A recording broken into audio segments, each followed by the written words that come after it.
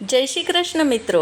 દિવાળી આવે એટલે આપણા ઘરમાં અલગ અલગ પ્રકારના ફરસાણ અને નાસ્તાઓ તો બને જ. તો ચલો આજે 4 એવા નાસ્તા બનાવી લઈએ જેને મહિનાઓ સુધી સ્ટોર કરીને રાખી શકાય અને બનશે એકદમ ફરસાણવાળા જેવા જ. આજની પહેલી રેસીપી એવી છે કે તમે બનાવશો ને તો બાળકો ક્યારે ડબ્બો ખાલી કરશે ખબર જ નહીં પડે. અને તે છે ચીઝલિંગ્સ. જો 2 કપ લોટમાંથી હું બતાવું તો આટલા બધા ચીઝલિંગ્સ તૈયાર થાય છે. તો ચલો બનાવી લઈએ. તો આમ તો ચીઝલિંગ્સ મેંદાથી જ બનતા હોય છે, પણ આપણે આજે શું કરીશું કે અડધો મેંદો અને અડધો આપણે ઘઉંનો લોટ વાપરશું. તમારે જો ઘઉંના લોટથી જ બનાવવા હોય તો પણ બનાવી શકો અને ખાલી મેંદો લેવો હોય તો પણ તમે લઈ શકો છો. હવે ખાલી મેંદાથી બનેલા ચીઝલિંગ્સ એકદમ જ સફેદ થશે કલરમાં અને થોડા ક્રિસ્પી પણ બનશે. અને ઘઉંના લોટના ચીઝલિંગ કલરમાં થોડાક ડાર્ક બનશે અને એટલા બધા ક્રિસ્પી નહીં બને. તો આપણે 1 કપ ઘઉંનો લોટ પણ ઉમેરી દીધો છે. ફક્ત અડધી જ ચમચી મીઠું ઉમેરવાનું છે. મીઠું તમારે જરૂર કરતાં ઓછું જ ઉમેરવાનું છે, કેમ કે આપણે આમાં બટર અને ચીઝ બંને એડ કરવાના છીએ. હવે આમાં ઉમેરીશું 2 મોટી ચમચી ફ્રીઝમાંથી કાઢેલું બટર. બટરને આ રીતે જામેલું જ લેવાનું છે અને આનાથી જ આપણા ચીઝલિંગ એકદમ સરસ બનશે. હવે અહીંયા મેં 3 ચીઝના ક્યુબ લીધા છે. આટલા ચીઝ ક્યુબ એકદમ પરફેક્ટ છે, એકદમ સરસ ટેસ્ટ માટે. પણ જો તમારે હજી વધારે ચીઝી જોતા હોય ને ચીઝલિંગ્સ, તો હજી 1 કે 2 ક્યુબ વધારે ઉમેરી શકો છો. હવે ચીઝને આપણે આમાં ખમણીને ઉમેરશું અને તે પણ આવી રીતે એકદમ જ નાના કાણાવાળી ખમણી હોય તેનાથી, જેથી કરીને ચીઝના મોટા કોઈ પણ કટકા ન રહે અને એકદમ સરસ રીતે ચીઝ મિક્સ થઈ જાય લોટ સાથે. તો પાણી કે બીજું કંઈ વસ્તુ ઉમેરતા પહેલાં આપણે આ રીતે લોટ સાથે બટર અને ચીઝને એકદમ સરસ રીતે મિક્સ કરી દેવાનું છે.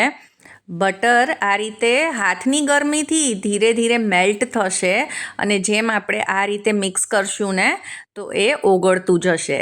તો આ લોટમાં આપણે મુઠ્ઠી વડે એટલું મોણ જોઈશે. તો આ રીતે આપણે ચેક કરીએ તો લોટની મુઠ્ઠી નથી વળતી, એટલે આપણે થોડુંક બટર આમાં ઉમેરવું પડશે.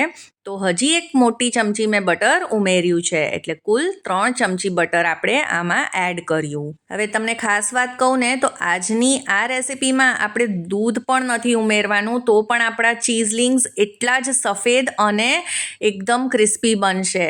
આમ જનરલી દરેક ચીઝલિંગની રેસીપીમાં દૂધ ઉમેરાતું હોય છે, પણ તે પછી વધારે દિવસ સુધી સારા નથી રહેતા. તો આ ચીઝલિંગ્સ એવા છે ને કે મહિનાઓ સુધી એવા ને એવા જ રહેશે, બગડશે નહીં. હવે આમાં થોડું થોડું પાણી ઉમેરતા જઈ અને આનો પરોઠાથી પણ સેજ કઠણ લોટ આપણે બાંધવાનો છે. લોટ જો થોડોક ઢીલો હશે તો પછી આપણા એકદમ જ ક્રિસ્પી કુરકુરા ચીઝલિંગ્સ નહીં બને, એટલે તમારે આનો થોડો કઠણ જ લોટ બાંધવો. તો લોટ બંધાઈ ગયો છે અને આ લોટ બાંધવામાં મારે આ 1 કપ પાણીની જરૂર પડી છે. બસ 1 ચમચી જેટલું પાણી બચ્યું છે આમાં. તો હવે લોટ બંધાઈ જાય પછી આપણે આ રીતે લોટને 2 મિનિટ માટે મસળવાનો છે અને પછી આપણે લગભગ 10 થી 15 મિનિટ માટે આને રેસ્ટ આપીશું. આને આપણે ભીના કપડાથી ઢાંકી દઈશું અને તેને ઢાંકી અને આપણે એક તરફ રાખી દઈશું. હવે આજે જે ચીઝલિંગ્સ આપણે આ તૈયાર કરવાના છીએ ને તે આપણે આ રીતે કિચન ટોપ ઉપર જ બનાવીશું. તો આપણે એકદમ સરસ રીતે કિચન ટોપને ક્લીન કરી લઈએ ભીના કપડાથી. ચલો, પ્લેટફોર્મ તો ક્લીન થઈ ગયું છે અને લોટને પણ રેસ્ટ મળી ગયો છે. તો આપણે ચેક કરી લઈએ લોટ. તો લોટ પહેલાં કરતાં પ્રમાણમાં થોડોક સોફ્ટ થઈ જાય છે, કેમ કે આપણે ભીનું કપડું ઢાંકેલું. તો હવે આ પરફેક્ટ લોટ છે. તો અડધી ચમચી જેટલું જ ખાલી ઉપરથી તેલ નાખીશું અને લોટને ચીકવી લઈશું. હવે આ લોટમાંથી આપણે મોટી સાઇઝનો એક લુઓ લેવાનો છે. હવે જો તમે બિગનર છો અને મોટી રોટલી તમને બનાવતા ન ફાવે તો તમે આના નાના લુઆ પણ બનાવી શકો છો. હવે પ્લેટફોર્મ ઉપર આવી રીતે થોડોક કોરો લોટ છાંટી દઈશું. આમ તો આને વણવા માટે આપણે લોટની જરૂર નહીં પડે, આસાનીથી તે વણાઈ જશે. પણ કિચન ટોપ ઉપર લોટ છાંટ્યો હશે તો રોટલી નીચે ચોંટશે નહીં. તો આપણે આની મીડિયમ જાડી રોટલી વણવાની છે. એકદમ પતલી પણ નહીં ને બહુ જાડી પણ નહીં. તો જો એકદમ પતલી આપણે વણી દઈશું તો શું થશે કે ચીઝલિંગ્સ ફૂલશે નહીં, અને બહુ જાડી હશે તો ચીઝલિંગ્સ બહુ જાડા રહેશે. તો તમને બતાવું તો આની થિકનેસ મેં આટલી રાખી છે. હવે આપણે ચીઝલિંગ્સને સ્ક્વેર શેપ આપવાનો છે. એના માટે થઈને આપણે સાઈડની આ રીતની કિનારીઓ કાપી લઈશું, જેથી કરીને આપણને એક મોટું આ રીતે સ્ક્વેર શેપ મળે. હવે આ એક્સ્ટ્રા લોટ જે છે તે કાઢીને ચીઝલિંગ્સના લોટમાં ઉમેરી દઈશું, અને આ રીતે લાંબી લાંબી પટ્ટીઓ આપણે ચપ્પુની મદદથી કાપી લઈશું. હવે અહીંયા તો મેં બારે જે ચીઝલિંગ્સ મળતા હોય તે જ સાઈઝ રાખી છે, મીડિયમ સાઈઝ. તો તમે મોટી કે નાની પણ સાઈઝ કરી શકો છો. તો સૌથી પહેલાં આપણે આ રીતે બધા જ ચીઝલિંગ તૈયાર કરીને આ રીતે પ્લેટમાં રાખી દઈશું, કેમ કે ચીઝલિંગ્સને તળાતા બિલકુલ વાર નથી લાગતી. હવે તેલ આ રીતે કઢાઈમાં ગેસ ઉપર મૂકી દીધું છે ગરમ કરવા. તો આપણે ચેક પણ કરી લઈએ એક ચીઝલિંગ ઉમેરીને. ચીઝલિંગ ઉમેર્યા પછી જ્યારે 2-3 સેકન્ડમાં એ તેલની સપાટી ઉપર આવે તો સમજવું કે આ એકદમ પ્રોપર ટેમ્પરેચર છે ચીઝલિંગ્સ ઉમેરવા માટે. અને જો એકદમ જલ્દીથી એ ઉપર આવી જાય એનો મતલબ એ છે કે તેલ ખૂબ જ ગરમ થઈ ગયું છે. તો તમે આંચને ધીમી કરી અને 1-2 મિનિટ પછી ઉમેરો. તો હવે તમે આ રીતના એકસાથે ઘણા બધા ચીઝલિંગ્સ ઉમેરી શકો છો. અને જો ચીઝલિંગ્સ આપસમાં જો ઓટી ગયા હશે ને તો પણ ચિંતા કરવાની કંઈ જ વાત નથી. જેમ તે ગરમ થશે ને તળાશે અને તમે જારો આ રીતના ફેરવશો ને એટલે બધા જ ચીઝલિંગ છૂટા પડી જશે. તો તમારે થોડી વારે આ રીતે જારો ફેરવવાનો છે, જેથી કરીને ચીઝલિંગ્સ સરસ રીતે ફૂલશે. અને આપણે ફ્લેમને મીડિયમ જ રાખવાની છે, એકદમ ફૂલ પણ નથી રાખવાની અને એકદમ સ્લો પણ નથી રાખવાની. તો આમાં તમારે તળવામાં ખાલી એક જ વાતનું ધ્યાન રાખવાનું છે કે આ રીતે સતત જારાને આમાં ફેરવતા જ રહેવાનું છે, જેથી કરીને ચીઝલિંગ્સ ઉપર નીચે થતા રહે અને બંને બાજુથી એકદમ સરસ રીતે તળાઈ જાય. તો જુઓ તમે આમાં ખૂબ જ સરસ કલર આવી ગયો છે, બબલ્સ પણ ઓછા થઈ ગયા છે. એટલે આ હવે તૈયાર છે. તો આપણે તેને તેલની બહાર કાઢી લઈશું. તો તમે જોયું કે આને તળાતા તો બિલકુલ વાર જ નથી લાગતી. અને હવે બીજો બેચ આપણે તળવા માટે નાખીએ એની પહેલાં ફરીથી તેલને પ્રોપર ગરમ કરી લઈશું અને આ રીતે ચીઝલિંગ્સ ઉમેરી દઈશું. તો તમે જોયું ને કે ચીઝલિંગ્સ પણ જ્યારે ઉમેરું છું ને ત્યારે બધા ચોટેલા છે આપસમાં, પણ તેલમાં નાખતા જ તે એકદમ સરસ છૂટા પડી જાય છે. બધા ચીઝલિંગ્સ તૈયાર થઈ ગયા છે. તો સાંભળો આનો અવાજ, કેટલા સરસ કુરકુરા અને ક્રિસ્પી બન્યા છે. અને આ મહિનાઓ સુધી આવા ને આવા જ રહે છે, પણ મહિનાઓ સુધી ડબ્બામાં રહેશે ખરા. હવે આજની બીજી રેસીપી છે કુરકુરા તીખા ગાંઠિયાની. હવે આમાં સ્પેશિયલ શું છે? ન તો આમાં ઈનો, સોડા કે પછી કંઈ મોણ ઉમેરવાનું છે, અને ના તો આને રેસ્ટ આપવાનો છે. ફક્ત એક જ એવી ટ્રીકથી આ ગાંઠિયા ન તો કડક બનશે અને ખાવામાં કુરકુરા પણ લાગશે. તો ગાંઠિયા બનાવવા માટે આપણે બેસન કાં તો પછી ઘરનો ચણાનો લોટ કંઈ પણ વાપરી શકીએ છીએ. પણ ખાલી એક જ વાતનું ધ્યાન રાખવાનું છે કે તે એકદમ જ લીસો બેસન જે બારીક આવે છે તે જ વાપરવાનો છે. કકરો લોટ નથી લેવાનો. જો તમે કકરો લોટ લેશો ને તો તેનાથી ગાંઠિયા કુરકુરા તો બનશે પણ એકદમ જ કડક અને હાર્ડ બનશે, સોફ્ટ નહીં બને. એટલે હંમેશા બારીક બેસન જ વાપરવો. હવે આજે આપણે 3 વાટકી બેસનથી આ ગાંઠિયા તૈયાર કરવાના છીએ. તો સૌથી પહેલાં આપણે આ રીતે કોઈ પણ ઘરની વાટકી લઈ લઈશું અને બેસનને એકદમ દાબીને કે એવી રીતે નથી ભર્યો. તો હવે બેસનને સૌથી પહેલાં આપણે ચાળી લઈશું. તો ચાળવો ખૂબ જ જરૂરી છે. જો તમે ચાળીને બેસન ભરતા હોય ડબ્બામાં તો પણ જ્યારે ગાંઠિયા બનાવવાના હોય ને ત્યારે ફરીથી ચાળવો ખૂબ જ જરૂરી છે. આના લીધે બેસનમાં હવાના કણ ભરાશે અને ચાળવાથી બેસન થોડોક લાઇટ થઈ જશે અને તેમાં કોઈ પણ ગાંઠા પણ નહીં રહે. હવે આમાં બધા મસાલા કરી લઈએ. તો સૌથી પહેલાં સ્વાદ અનુસાર આમાં મીઠું ઉમેરી દઈશું.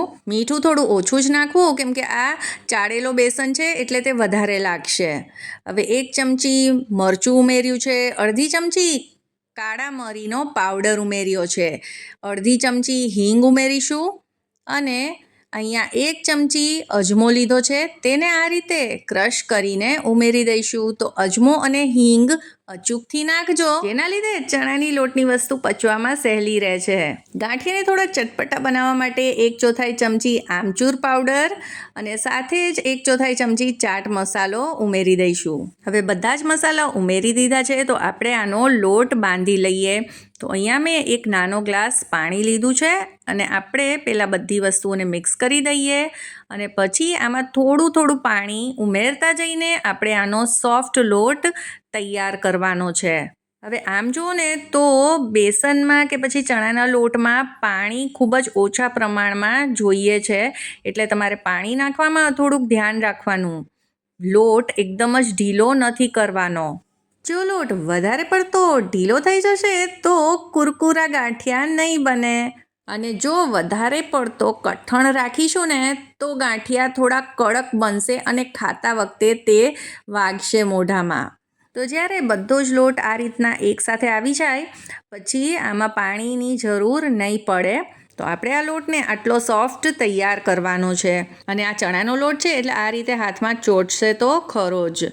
આ લોટ બાંધવામાં લગભગ 1/4 ગ્લાસ જેટલું પાણી આપણે વાપર્યું છે, આટલું પાણી બચ્યું છે. હવે આજે આપણે આ રેસીપીમાં ન તો ઈનો ન સોડા ન કોઈ મોણ ઉમેરવાના છીએ. જો સોડા કે કંઈ બી ઉમેરશું ને તો તે થોડાક પોચા તો બનશે, પણ જ્યારે આપણે એને ખાશું ને તો થોડા ડ્રાય લાગે છે અને કાં તો ડચુરા વળે છે. તો આજની આ રેસીપીમાં જે આપણે ટ્રીક કરવાના છીએ ને એનાથી આવું કશું જ નહીં થાય. તો આજની આ સ્પેશિયલ ટ્રીક છે કે આપણે આ લોટને 5 મિનિટ સુધી ફેટવાનો છે, અને તે પણ એક જ દિશામાં. આમ તો આ લોટ હાથેથી જ એકદમ સરસ રીતે ફેટાશે, પણ જો તમારે ફૂડ પ્રોસેસર હોય કે વિસ્કરની મદદથી કરવું હોય તો તે પણ કરી શકો છો. તો 5 મિનિટ પછી તમે જોઈ શકો છો કે આનો કલર બદલાઈ ગયો છે, થોડોક લાઇટ થઈ ગયો છે, અને લોટમાં હવાના કણ ભરાવાથી તે ફૂલાઈ પણ ગયો છે. આ રીતે તમને ખબર પડી જશે કે આપણો લોટ તૈયાર છે. તો હવે આને બિલકુલ રેસ્ટ આપવાનો નથી, ફટાફટથી આપણે ગાંઠિયા બનાવી લઈએ. તમે આમાં કઈ જાળીનો ઉપયોગ કરશો? એટલે આજે આપણે આ જે મોટી ગાંઠિયાની જાળી હોય છે તે વાપરવાના છીએ. આ એનાથી નાના કાણાવાળી છે, આનાથી થોડા પતલા ગાંઠિયા થશે. હવે આ ગાંઠિયાના સંચાને આ રીતે તેલથી ગ્રીસ કરી લઈશું બ્રશની મદદથી, એટલે અંદર લોટ ચોટે નહીં. હવે હાથોને આપણે થોડાક તેલવાળા કરી દઈશું, અને જે ગાંઠિયાનો લોટ છે એ થોડોક આપણે આ રીતના હાથમાં લઈશું અને આ રીતના રોલ કરી લઈશું. તો તમે જુઓ લોટ એકદમ જ સરસ ચીકણો થઈ ગયો તેલના લીધે. એ જરા પણ હવે ચોટશે નહીં. તો બસ જરાક જ તેલ હાથમાં લગાવશો ને તો આ રીતે એકદમ જ સરસ લોટ આપણો તૈયાર થઈ જશે. તો બસ આવી રીતના જ થોડો લોટ લઈ હાથમાં આ રીતે તમે ગોયણાની જેમ કરો કે પછી રોલ કરો, અને એ રીતે સ્મૂધ કરી અને એને આપણે આ ગાંઠિયાના મશીનમાં નાખતા જઈશું. તો લોટને એકદમ જ ઉપર સુધી નથી ભરવાનો. અને હવે મશીન બંધ કરી દઈશું. તેલ પહેલેથી જ આપણે મૂકી દીધું છે ગરમ કરવા માટે. તો જો હું તમને બતાવું તો આ એક આખો સંચો ભરાણો છે અને બીજો થોડોક આટલો લોટ બાકી રહ્યો છે, અને આજના માપથી 400 ગ્રામ જેટલા ગાંઠિયા તૈયાર થાય છે. તો તેલને ચેક કરી લઈશું. તો થોડોક લોટ આમાં ઉમેરશું. તો 1-2 સેકન્ડમાં લોટ આવી રીતે ઉપર આવી જાય એનો મતલબ એમ કે તેલનું તાપમાન એકદમ બરાબર છે, સરસ રીતે ગરમ થઈ ગયું છે. તો ફ્લેમને 2 મિનિટ માટે ધીમી કરી અને આપણે આમાં ગાંઠિયા પાડી લઈશું. તો એકસાથે વધારે પડતા ગાંઠિયા આમાં નથી ઉમેરવાનું, લગભગ 2 રાઉન્ડ જેટલું જ આપણે આમાં ફેરવશું, જેથી કરીને તળાતી વખતે ગાંઠિયા વચ્ચેથી અંદરથી બિલકુલ બી કાચા ન રહે. તો ફ્લેમને અત્યારે આપણે હાઈ જ રાખવાની છે. જો વધારે પડતું તમને લાગે કે ફ્લેમ છે તો મીડિયમ તમે કરી શકો છો, પણ એકદમ ધીમો તાપ તો બિલકુલ નથી કરવાનો, નહીંતર ગાંઠિયા તેલ પી જશે. અને લગભગ 1 થી 1.5 મિનિટ પછી જ્યારે ગાંઠિયા એક બાજુથી સરસ તળાઈ જાય પછી જ તેને ફેરવશું, અને વારે ઘડે આપણે ફેરવવાના નથી. તો જ્યારે બબલ્સ એકદમ જ ઓછા થઈ જાય તો આ રીતે એનો મતલબ છે કે ગાંઠિયા તળાઈ ગયા છે. તો હવે આપણે તેને બહાર કાઢી લઈશું. તો આ ગાંઠિયાનો લોટ બાંધતા કે પછી એને તળાતા બિલકુલ જ વાર નથી લાગતી અને જોતમાં તો ડબ્બો ભરીને આ ગાંઠિયા તૈયાર થઈ જાય છે. તો સવાર કે સાંજની ચા સાથે આવા કુરકુરા અને ચટપટા ગાંઠિયા મળી જાય ને તો પછી બીજું શું જોઈએ. છે ને એકદમ જ કુરકુરા. હવે આપણી ત્રીજી રેસીપી છે એકદમ જ ક્રિસ્પી અને ખાવામાં ફરસી અને સોફ્ટ એવી આ ફરસી પૂરી આ દિવાળીએ તો બનાવવી જ પડે. અને આટલી ખસ્તા પૂરી જો હું તમને કહું કે બની છે ઘઉંના લોટમાંથી તો તમે તો વિશ્વાસ નહીં જ કરો, કેમ કે આટલી બધી સોફ્ટ અને ફરસી. તો ફક્ત 2 કપ લોટમાંથી 400 ગ્રામ જેટલી પૂરી તૈયાર થાય છે. ચલો જલ્દીથી રેસીપી શરૂ કરીએ. તો લોટ બાંધતા પહેલાં સૌથી પહેલાં આપણે આ એક મસાલો બનાવી લઈએ. તો અહીંયા 1 ચમચી જીરું લીધું છે, સાથે જ 1 ચમચી મરી છે. હવે કોઈ પણ ફરસી પૂરી હોય મેંદાની કે ઘઉંની, તેમાં આ જીરું અને મરી ના હોય તો પછી એ ફરસી પૂરી ક્યાંથી કહેવાય, બરાબર ને. તો હવે આપણે આને અધકચરું પીસી લઈશું. આને અધકચરું રાખીશું તો તેનો ટેસ્ટ વધારે સરસ આવશે. તો બસ હવે આપણે આને આ રીતે દરદરું પીસી લીધું છે અને તમે જુઓ આનું ટેક્સચર આ રીતનું છે. અમુક જીરું આખું પાખું હશે તો ચાલશે, વધારે પીસીશું તો ભૂક્કો થઈ જશે. હવે આપણે જે વાસણમાં લોટ બાંધવો છે તે લઈ લઈશું અને તેમાં આપણે ઉમેરી દઈશું ઘઉંનો લોટ. આ રેગ્યુલર રોટલીનો જે લોટ આપણે યુઝ કરતા હોઈએ તે જ છે. તો અહીંયા 2 કપ લોટ લીધો છે અને આ વજનમાં જોઈએ તો લગભગ 250 ગ્રામ જેટલો લોટ છે. હવે પૂરીને થોડી ક્રિસ્પી બનાવવા માટે આપણે આમાં એડ કરીશું સૂજી કાં તો પછી રવો. તમારી પાસે જે પણ અવેલેબલ હોય તે એડ કરી શકો છો અને જો ન હોય તો તેના વગર પણ આને તૈયાર કરી શકો છો. તો અહીંયા 2 કપ માટે 2 ટેબલ સ્પૂન સૂજી ઉમેરી છે. હવે જે જીરું ને મરી વાટીને રાખ્યા છે તે આમાં 1 ચમચી એડ કરી દઈશું. એમાંથી આટલા ખાલી બાકી રહ્યા છે, બીજું બધું મેં એડ કર્યું છે. હવે આમાં સ્વાદ પ્રમાણે મીઠું ઉમેરી દઈશું. તો અહીંયા પોણી ચમચી જેટલું મીઠું એડ કર્યું છે. હવે મોણ માટે 2 ટેબલ સ્પૂન ઘી એડ કર્યું છે. તેને મેલ્ટ કરવાની જરૂર નથી. તો ઘી એડ કર્યું તે શૂટ નહોતું થયું. હવે આ બધી વસ્તુને મિક્સ કરીશું ને આગળ જરૂર પડશે તો બીજું મોણ એડ કરીશું. હવે સૌથી પહેલાં આપણે આ બધી જ વસ્તુઓને મિક્સ કરી લઈએ. હવે તમે ઘીની જગ્યાએ તેલનું મોણ પણ એડ કરી શકો છો, પણ જો તમને સરસ રિઝલ્ટ જોતું હોય, પૂરી એકદમ જ ખસ્તા જોતી હોય તો ઘી જરૂરથી ઉમેરજો. તેલ ઉમેરવાથી પૂરી કડક તો થાય છે, ક્રિસ્પી તો બને છે, પણ તે ખાતી વખતે થોડીક વાગે છે. તો ઘી છે એ થોડીક સોફ્ટનેસ આપશે પૂરીને. અને જ્યાં સુધી આપણે આ બધું મિક્સ કરીએ ત્યાં સુધી આપણે 1 કપ જેટલું પાણી મૂકી દેવાનું નવશેકું કરવા માટે. કેમ કે આપણે નવશેકું પાણી આમાં એડ કરીશું તો આપણી પૂરી સરસ બનશે. જો આ રીતે આપણે કરીએ તો મુઠ્ઠી નથી વળતી, તૂટી જાય છે. તો આમાં થોડુંક મોણ આપણે એડ કરી દઈએ. તો હજી હું 1 ચમચી ઘી એડ કરું છું અને આપણે આમાં સૂજી પણ ઉમેરી છે, તેના લીધે પણ આ થોડુંક ડ્રાય થઈ જાય. જો તમે સૂજી ન ઉમેરતા હો તો 2 ચમચી ઘી મોણ તરીકે આમાં એકદમ જ પરફેક્ટ થશે. હવે આપણે ફરીથી ચેક કરી લઈએ. હવે જો વધારે મોણ એડ કરીશું ને તો પછી પૂરી વણતા નહીં ફાવે અને વણતી વખતે તે તૂટી જશે. હવે અહીંયા મેં 1 કપ નવશેકું પાણી લીધું છે. આ કપનું માપ એટલે લીધું છે કે તમને પણ અંદાજ આવે કે આમાં કેટલું પાણી જોઈશે અંદાજે. તો પાણી થોડુંક ગરમ છે એટલે આપણે ધીમે ધીમે તેને આ રીતે લોટમાં મિક્સ કરતા જઈશું. આપણે આ લોટ બાંધતી વખતે અમુક વાતનું ધ્યાન રાખવાનું છે કે આપણે લોટને વધારે પડતો મસળવાનો નથી, ખાલી ભેગો જ કરવાનો છે. અને પાણી ઉમેરતી વખતે ખૂબ જ ધ્યાન રાખવાનું છે કે બિલકુલ વધારે પાણી ન પડે, કેમ કે જો વધારે પાણી હશે અને લોટ વધારે પડતો ઢીલો બની જશે તો પછી આપણી પૂરી ક્રિસ્પી નહીં બને. તો આનો લોટ આપણે પરોઠા જેવો જ તૈયાર કરવાનો છે, ન વધારે સોફ્ટ ન એકદમ કઠણ. જો સોફ્ટ લોટ હશે તો તળતી વખતે પૂરીમાં તેલ ભરાશે, અને જો વધારે પડતો હાર્ડ હશે લોટ તો વણવામાં પણ તકલીફ પડશે અને પૂરી ખાવામાં કડક લાગશે.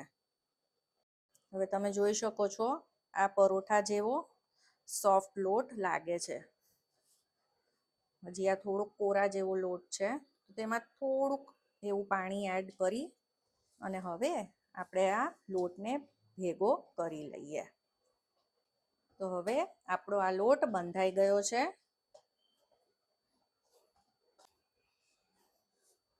જુઓ આટલી આની કન્સિસ્ટન્સી છે. હવે આપણે આને ઢાંકીને 10 મિનિટ માટે મૂકી દઈશું રેસ્ટ માટે. તમે આમાં જોઈ શકો છો અડધા કપ જેટલું પાણી આમાં વપરાણું છે. તો ઘણી વખત પાણીનું પ્રમાણ ઓછું કે વધારે પણ હોઈ શકે છે. લોટ અને સૂજી કેટલું પાણી એબ્ઝોર્બ કરે છે તેના ઉપર હોય છે, પણ લગભગ અડધાથી પોણા કપ જેટલું પાણી આ લોટ બાંધવામાં વપરાય છે. હવે લગભગ 10 મિનિટ થઈ ગઈ છે. તો હવે લોટ તૈયાર છે પૂરી બનાવવા માટે. તો એક વખત આપણે આ રીતે મસળી લઈએ. હવે આપણે આમાં મોણ સારું એવું ઉમેર્યું છે, એટલે અત્યારે તેલની કે કેની જરૂર નહીં પડે.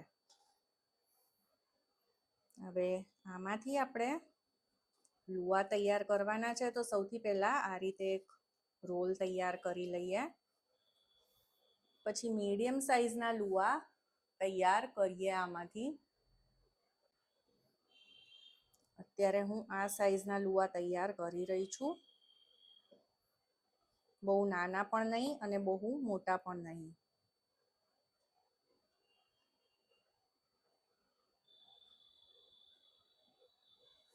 પછી તેમાંથી આપણે બધા ગોળણા તૈયાર કરી લઈશું આ રીતે. તો આમાંથી આ 25 થી 30 જેટલી પૂરીઓ તૈયાર થશે. પૂરી વણી લઈએ તો જ્યાં સુધી આપણે પૂરી વણીએ છીએ ત્યાં સુધી આ રીતે બીજા ગોળણાને ઢાંકીને જ રાખવાના, નહીતર તે તરત જ ડ્રાય થઈ જશે. આપણે લોટ થોડો કઠણ બાંધ્યો છે એટલે. તો ચલો હવે પૂરીને વણી લઈએ.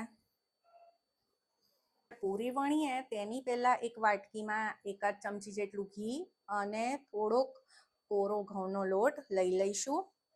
આમાંથી આપણે મીડિયમ સાઈઝની પૂરી વણી લઈએ. હવે લોટ થોડો કઠણ છે એટલે આની કિનારીઓ ફાટશે. જો આ રીતે. હવે આ રીતે પૂરી વણાઈ જાય પછી આપણે આના ઉપર આ થોડું ઘી લગાવી દઈશું. આંગળીની મદદથી જ આ રીતે ફેલાવી દઈશું. બહુ વધારે નથી લગાવવાનું. હવે જે કોરો લોટ છે તે આ રીતે છાંટી દઈશું.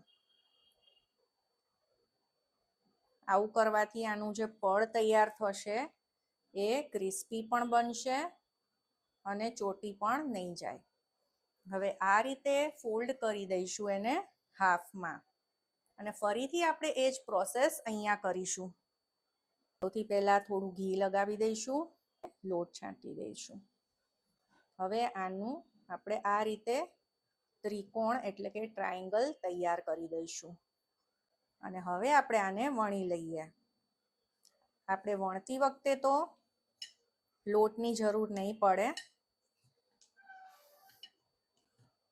એના ખૂણા પણ આપણે વણવાના છે, કેમ કે નહીતર આના જે કિનારી છે, ખૂણા છે, એ ઘણી વખત જાડા રહી જતા હોય છે. તો આ રીતે ત્રિકોણાકાર વણી લઈશું. આ પૂરી એકદમ જ પાતળી તો નહીં જ બને, થોડીક જાડી જ બનશે, કેમ કે આપણે પડવાળી પૂરી તૈયાર કરી છે. હવે આ રીતે ફોકની મદદથી આપણે આમાં કાણા પાડી દઈશું, એટલે તે ફૂલાય નહીં જ્યારે આપણે તળીએ ત્યારે. અને આ રીતે પણ આની ઉપર થોડીક ડિઝાઇન કરી દઈશું.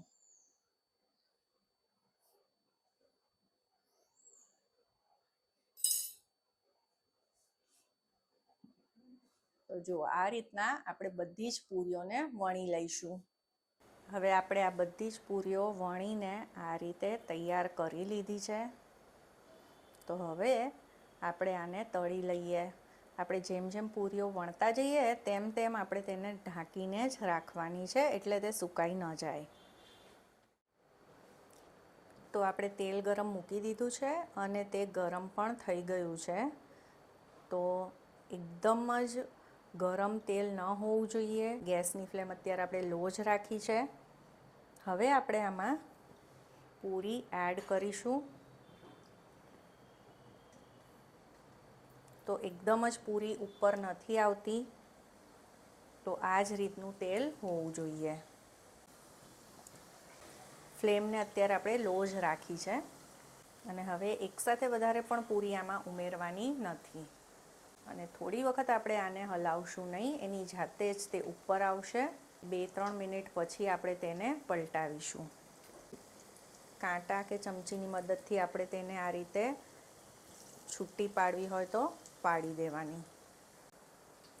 તો આને તળતી વખતે પણ આપણે ખાસ ધ્યાન રાખવાનું છે કે ફ્લેમને આપણે લો જ રાખવાની છે. એક વખત તેલ ગરમ થઈ જાય પછી વચ્ચે જરૂર પડે તો જ થોડીક ફ્લેમ આપણે હાઈ કરીશું. લગભગ 1.5 મિનિટ થઈ ગઈ છે, 1.5 થી 2 મિનિટ, અને બબલ્સ પણ ઓછા થઈ ગયા છે. તો આપણે આની સાઈડ ચેન્જ કરી દઈએ, એટલે બીજી તરફથી પણ તે સરસ તળાઈ જાય. બીજી 3 થી 4 મિનિટ થઈ ગઈ છે અને આપણે બીજી સાઈડથી પણ પૂરીને તળી લીધી છે. તો આપણે 3-4 વખત આને આવી રીતે પલટાવતા જઈ અને બંને બાજુથી સરસ ક્રિસ્પી અને આ રીતે સરસ સોનેરી કલર આવે ત્યાં સુધી તળી લેવાની છે. જો તમને આવો સોનેરી કલર ન ગમતો હોય તો આને થોડીક ઓછી પણ તળી શકો છો. પણ જો થોડુંક આ રીતે આને તળશું ને તો ટેસ્ટય સરસ આવશે અને ક્રિસ્પી પણ સરસ બનશે. તો આને આપણે કાઢી લઈએ અને આવી જ રીતે બધી પૂરીઓને તળી લઈએ. આ પૂરી હેલ્ધી હોવાની સાથે સાથે એટલી બધી ટેસ્ટી છે કે સવાર સાંજની ચા સાથે તમે ખાશો ને તો બિસ્કિટની પણ જરૂર નહીં પડે. આજના માપથી 450 ગ્રામ જેટલી પૂરી તૈયાર થઈ છે. તો હવે આપણી છેલ્લી રેસીપી જોઈ લઈએ. ફરસાણવાળા જેવી જ સેવ જે એકદમ જ કુરકુરી બનશે, ગાંઠા નહીં પડે બનાવતી વખતે અને ન તેલ પીશે. અને આ મોણ વગરની સેવ એકદમ જ સહેલી રેસીપીથી બની જવાની છે. અને અવાજ સાંભળતા જ તમને ખબર પડી ગઈ હશે કે બની તો છે કુરકુરી પણ ખાવામાં એકદમ જ સોફ્ટ છે. અને એવો પરફેક્ટ લોટ બાંધીશું કે ના હાથમાં ચોટશે ન સંચામાં. અને મહિનાઓ સુધી સ્ટોર કરી શકાય તેવી બહારથી પણ સસ્તી અને ચોખ્ખી સેવ ઘરે બનાવી લઈએ. તો સૌથી પહેલાં એક મિક્સિંગ બોલ લઈ લઈશું અને આમાં ઉમેરીશું 3 કપ બેસન. હવે જો તમે ચણાનો લોટ લેવો હોય તો તે પણ લઈ શકો છો, પણ તે એકદમ જ બારીક હોવો જોઈએ. અને આને આપણે ચાળીને લેવાનો છે. તો અહીંયા મેં ઘરની વાટકીથી 3 કપ બેસન લીધો છે. હવે સૌથી પહેલાં આ બધી જ વસ્તુને આપણે ચાળી લઈશું. તો આવી રીતે બેસનને ચાળીશું તો આમાં કોઈ પણ ગાંઠા નહીં રહે અને લોટ એકદમ જ સરસ સ્મૂધ બંધાશે. હવે આમાં 3 ચમચી ચોખાનો લોટ ઉમેર્યો છે. ચોખાનો લોટ જો તમારી પાસે હોય તો જરૂરથી ઉમેરજો. સેવ એકદમ જ કુરકુરી ક્રિસ્પી તો બને જ છે અને ટેસ્ટમાં પણ સરસ બને છે. જો ન હોય તો તેના વગર પણ બનાવી શકો છો. હવે અડધી ચમચી સંચળ પાવડર ઉમેરીશું. સાથે જ 1/4 ચમચી જેટલું મીઠું ઉમેર્યું છે. 5 ચમચી જેટલી હળદર ઉમેરીશું. ફરસાણવાળા હળદર નથી ઉમેરતા. અને 5 ચમચી હિંગ ઉમેરીશું. હવે આ બધી જ વસ્તુને આપણે મિક્સ કરી દેવાની છે.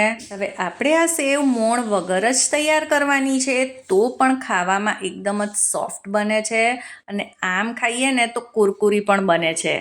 હવે અહીંયા જે કપથી આપણે લોટ લીધેલો તે જ કપમાં પાણી લીધું છે અને થોડું થોડું કરીને આપણે આનો રોટલી જેવો સોફ્ટ લોટ તૈયાર કરવાનો છે.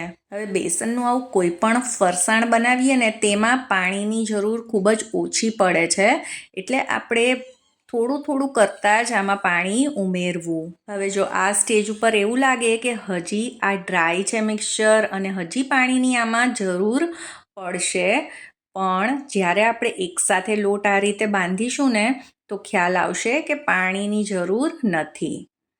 તો હવે હાથમાં જે લોટ આ રીતે ચોંટી ગયો હોય તેને આપણે ચપ્પુની પાછળની સાઈડથી કાઢી લેવો, કાં તો તમે ચમચીની મદદથી પણ કાઢી શકો છો.